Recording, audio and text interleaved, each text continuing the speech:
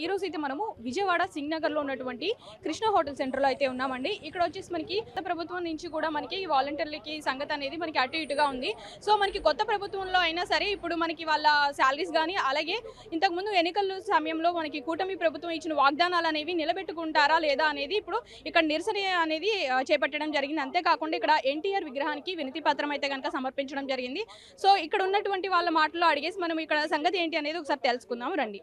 గత 5 సంవత్సరాలుగా విజయవాడ కుద్దూస్ నగర్లో 225 డివిజన్లో వాలంటీర్గా మేము సేవలు అందించాము. అయితే ఈ ప్రభుత్వం వచ్చిన తర్వాత వాలంటీర్ని పూర్తిగా తొలగించడం జరిగింది. అయితే మమ్మల్ని వెంటనే విధుల్లో తీసుకోవాలని కొన్ని దినముల నుంచి మేము ఆందోళన కార్యక్రమాలు జరిగిస్తున్నాం. ఈరోజు అయితే ఎన్టీఆర్ గారి విగ్రహానికి వినతి పత్రం ఇవ్వడానికి వచ్చామండి. ఆ వినతి పత్రంలో చంద్రబాబు నాయుడు గారి మనసు మారాలని, మమ్మల్ని వెంటనే విధుల్లో తీసుకోవాలని ఆ వినతి పత్రంలో మేము సమర్పించడానికి వచ్చాము. వెంటనే వాలంటీర్లను విధుల్లో తీసుకొని మాకు చెల్లించాల్సినవి గత 6 నెలల నుంచి 7 నెలల నుంచి మాకు బకాయిలు ఉన్నాయి. మేము వర్క్ చేసినా కూడా మాకు శాలరీస్ ఇవ్వలేదు. వాటి విషయంలో కూడా మేము ఆందోళన జరిగిస్తున్నాం. పాత బకాయిలు చెల్లించాలి, మమ్మల్ని వెంటనే విధుల్లో తీసుకోవాలి. మేము వాలంటీర్లకి ప్రజలకు ఎంతో సేవ చేస్తున్నాం. ఎన్నో పథకాల విషయంలో మేము హెల్ప్ చేస్తున్నాము. మేము ఏమి చేయకుండా లేము. పొద్దు నుంచి సాయంత్రం వరకు ప్రతి పథకం కానీ ప్రతి విషయంలో వాలంటీర్ ఇన్వాల్వ్మెంట్ ఉంది. మరి ఇంత సేవ చేసిన వాలంటీర్లు నిర్దాక్షిణ్యంగా తొలగించి ఈరోజు మమ్మల్ని నిరుద్యోగులుగా ఉన్న తక్కువ శాలరీ ఏదో శాలరీ ఉన్న చిన్నదైనా పెద్దదైనా మేము చేసుకుంటూ వచ్చాము. ఈరోజు నిరుద్యోగులుగా చేసేసి ఏ పని లేకుండా మేము ప్రతిరోజు రోడ్డు మీదకి వచ్చి ఆందోళన కొనసాగించిన పరిస్థితి ఈరోజు వచ్చింది. కాబట్టి చంద్రబాబు నాయుడు గారి మనసు మారాలని ఎన్టీఆర్ గారి విగ్రహానికి వినతి పత్రం సమర్పించడానికి మేము ఈరోజు వచ్చినామండి.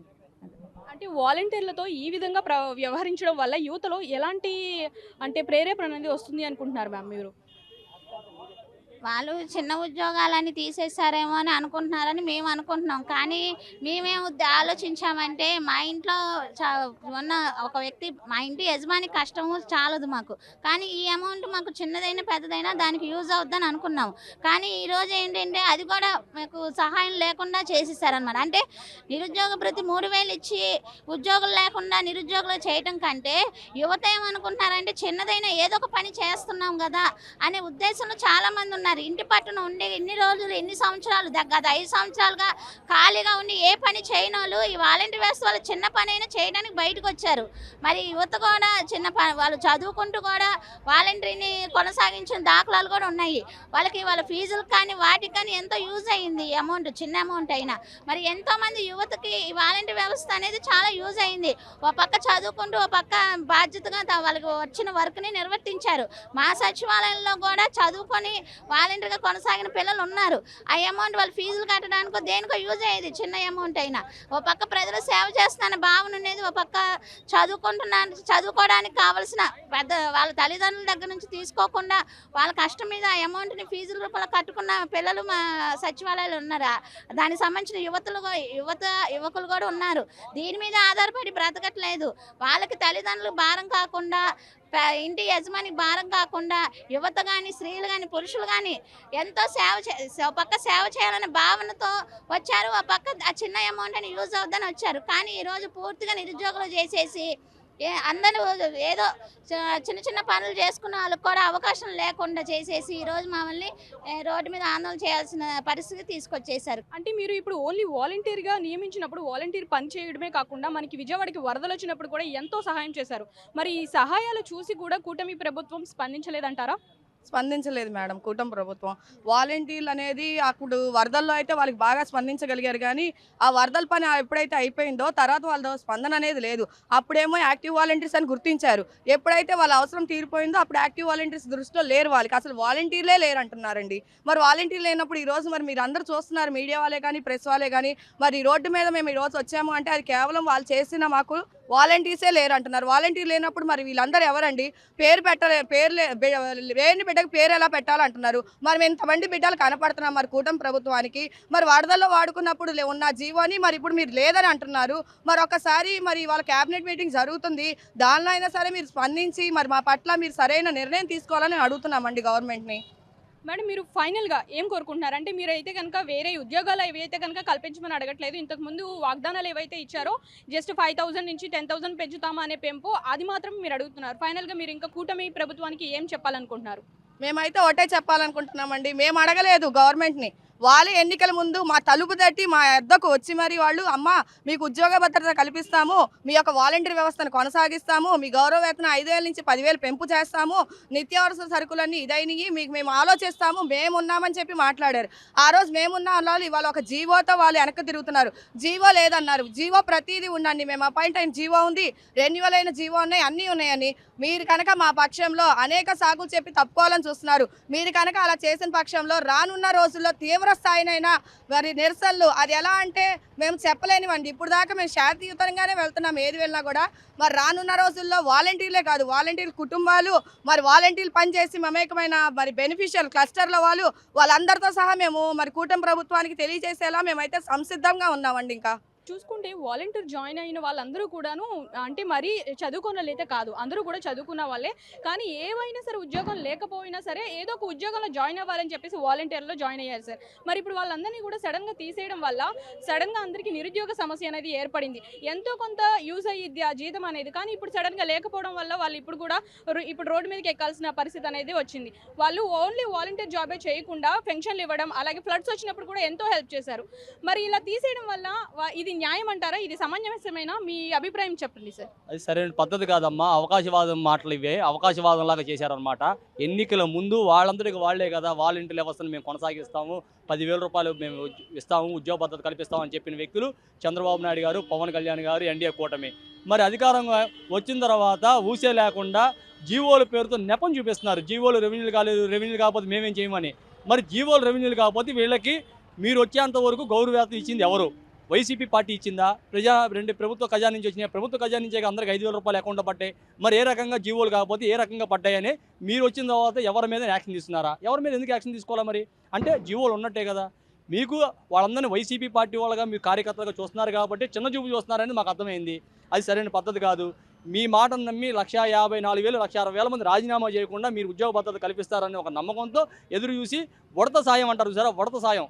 ఆ రోజు రామాయణంలో ఉడత సాయం ఎలా ఉండదో అలా ఉడత సాయం కూడా వాలంటీర్లు కూడా చేయబట్టి ఎన్డీఏ కూటమి 164 స్థానాలతో గట్టెక్కిందని అందరికీ తెలుసు. బ్రహ్మాండమైన. మరి ఉడత సాయం చేసిన మాకు ఈరోజు మీరు అధికారంలోకి వచ్చిన తర్వాత జీవోల పేరుతో తప్పు చేస్తున్నారు. అది సరైన పద్ధతి కాదు. మరి ఏ జీవోలు ఉన్నాయి మధ్య మీద ఉన్న గవర్నమెంట్ పాలసీని తీసేసి ప్రభుత్వ వ్యక్తులకు మీరు శాంక్షన్ చేశారు, ఒక జీవో తీసుకొచ్చి చేశారు కదా. రేపు పొద్దున మాకు 5,000 నుంచి 10,000 చేయాలని ఒక జీవో కావాలి కదా.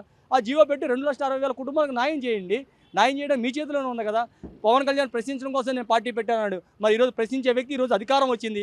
జీవోల కోసం ప్రశ్నించే వ్యక్తి ఈరోజు జీవోలు తయారు చేసే శక్తిగా మారావు. ఇంత శక్తి మీకు వచ్చిన తర్వాత మీరు ఎందుకు వెనకాడుతున్నారు? గత ప్రభుత్వాలు చేసిన తప్పుడు మేము చేస్తామంటాం కరెక్ట్ కాదని చెప్పేసి మీడియా రూపంలో మేము తెలియజేస్తాం. ఇప్పుడు ఇన్ని క్యాబినెట్ జరిగినా కూడా ఒక క్యాబినెట్లో కూడా మా గురించి చర్చ జరగట్లేదు, సరే ఆలోచించట్లా. 2,60,000 కుటుంబాలు మీకు కనపడట్లేదా అని చెప్పి మేము చంద్రబాబు నాయుడు గారిని, పవన్ కళ్యాణ్ గారిని ప్రశ్నిస్తున్నాం. సరైన పద్ధతి కాదు. రానున్న రోజుల్లో కూడా ఇది సింపుల్గా శాంతియుతంగా జరుగుతున్న కార్యక్రమాలే, కానీ రానున్న రోజులు చాలా పెద్ద ఎత్తున జరగడానికి రెడీ అవుతున్నాయి. ఆచరణలో మేము పెట్టబోతున్నాం. అక్కడ దాకా రాకముందే ఎన్డీఏ కూటమి ఖచ్చితంగా మంచి మనసు చేసుకొని అందరికి న్యాయం చేయమని చెప్పేసి మీడియా రూపంగా చంద్రబాబు నాయుడు గారిని, పవన్ కళ్యాణ్ గారిని మేము కోరుతున్నాం. మనకి వాలంటీర్స్ ఇష్యూస్ అనేది ఇప్పుడు శాంతియుతంగానే జరుగుతున్నాయి. రాను రాను మనకి ఇదే పరిస్థితి ఉంటుందా, లేదంటే కూటమి ప్రభుత్వం ఇది పట్టించుకున్న తర్వాత మనకి ఏదైనా మార్చే అంటే ఈ ప్రభుత్వం అంటే ఇప్పుడు మనకి జరిగేవన్నీ కూడాను మారే సందేశం ఏమైనా ఉంటుంది అనుకుంటున్నారా? మేము ఎప్పటికప్పుడు కూటమి ప్రభుత్వం నుంచి ప్రతి క్యాబినెట్లో కూడా మా గురించి డిస్కషన్ వస్తుంది, ఏదో ఒక సొల్యూషన్ వస్తుందని ఎదురు చూస్తున్నాం. కానీ ఇప్పటికీ దగ్గర ఒక 8-9 క్యాబినెట్ మీటింగ్లు అయినా కూడా ఎటువంటి రెస్పాన్సు లేదు. ఈరోజు కూడా ఆల్రెడీ క్యాబినెట్ మీటింగ్ జరుగుతుంది. ఈరోజైనా మా గురించి ఒక సొల్యూషన్ వస్తుందా రాదా అని మేము ఎదురు చూస్తున్నాం. రాని పక్షంలో మా యొక్క ఈ ధర్నా అనేది తీవ్ర ఉధృతం దాల్చే పరిస్థితి ఉంది. అలాగే రేపటి నుంచి నిరసన కార్యక్రమాలు కూడా ఒక వినూత్న కార్యక్రమాల్లో చేయాలని మేము నిర్ణయించుకున్నాం. రేపు ఎల్లుండా జరగబోయే కార్యక్రమాలు కూడా ఇంకా ఎంతో వినూత్నమైనవిగా ఉంటాయి. అవి కూడా మీరు చూడబోతారు. అట్లాగే ఈ కూటమి ప్రభుత్వం ఎలక్షన్లో మేము అడగకుండానే హామీ ఇచ్చింది, మీకు 10,000 చేస్తాము, 5,000 ఎటు సరిపోవు అని.